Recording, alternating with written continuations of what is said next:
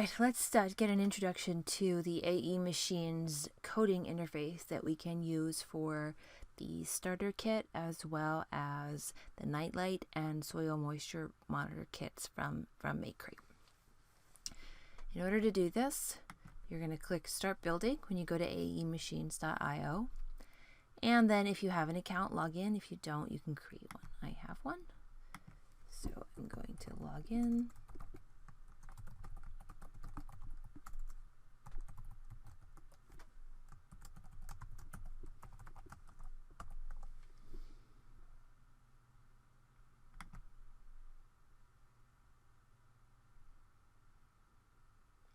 All right, so we're not going to actually do any coding now. We'll have a couple of other videos that walk through the coding for the various projects, but I want to talk about how the interface itself works. So this is the screen that you'll always see, and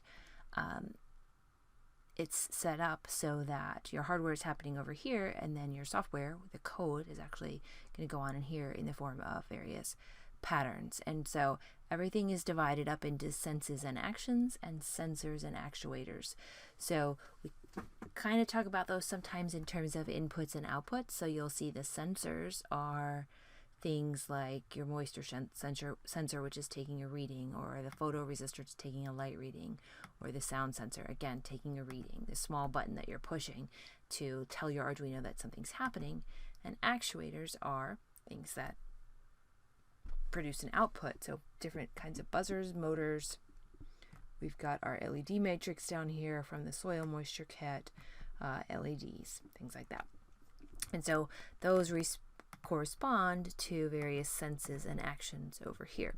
And so the senses are going to be either that you've turned it on, that you've pressed a button, that you've toggled a switch, that dark or light was sensed, the things that correspond to all of the various sensors over here.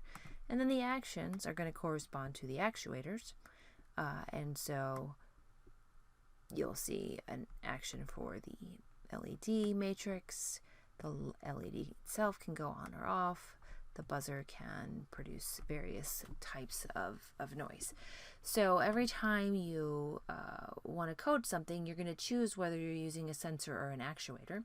And then you're going to have some kind of trigger for it. So let's just see what happens when we pick some of these. So let's put a photoresistor here on our pin. You'll see it actually came up here as the trigger, and it's got this little exclamation point next to it. And what that does when you click it, it gives you the options for that. So we can either have dark sensed or light sensed. Now if we click on it again, you'll notice that now it has this little arrow in the corner, and when you click that, it gives you some options. So you can either delete it if you want, or if you want to, you can change its values. So this is where you get to play around with your kit so that the correct readings on light or dark for your particular room get read, or things like that. So we could do a different one. Let's remove that one and look at button pressed there, and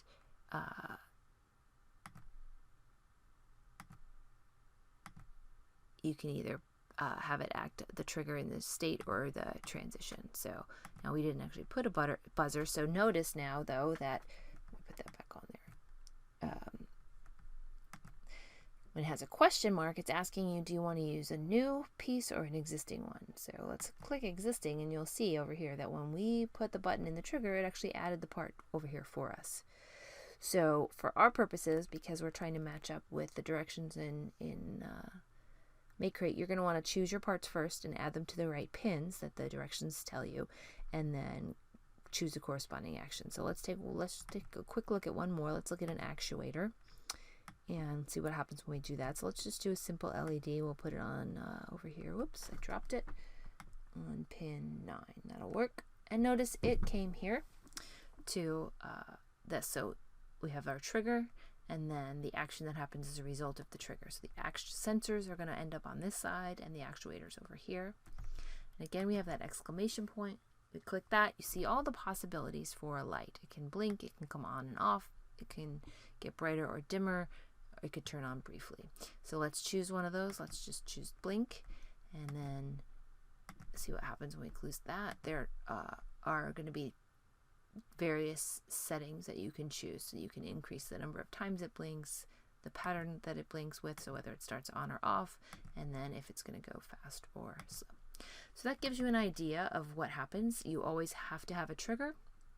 If you don't and you try to run your code, you'll get an error, and then you have to have something that happens as a result of that trigger, and you can play with this as much as you want. It's a really simple way to adjust your program and see different results on your Arduino without having to delve into the depths of the code. So I hope you have fun with it, and post some of your new programs on our website.